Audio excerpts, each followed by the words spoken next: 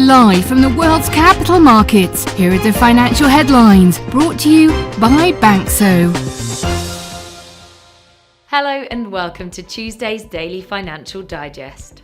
The US dollar was at its lowest level since mid-June against the Japanese yen as investors weighed the likelihood that the Federal Reserve will not raise interest rates as aggressively as some had expected.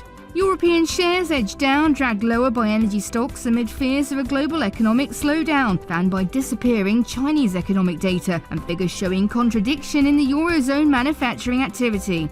Factories across the United States, Europe and Asia struggled for momentum in July as flagging global demand and China's strict COVID-19 restrictions slowed production, surveys showed, like adding fears of economies sliding into recession. The dollar-yen pair plummeted 1.0% in the last session. The Williams indicator indicates an oversold market.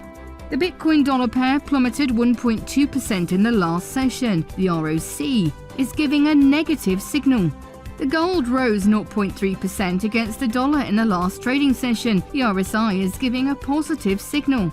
The oil dollar pair dove 4.0% in the last session. The ultimate oscillator is giving a negative signal, which matches our overall technical analysis. Australia's RBA interest rate decision will be released at 4:30 GMT. Australia's RBA rate statement at 4:30 GMT. And Japan's 10-year bond auction at 3:35 GMT.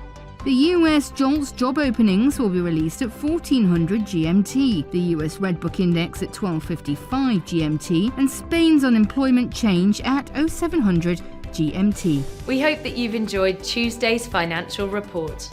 On behalf of all of us here, we wish you a productive trading day.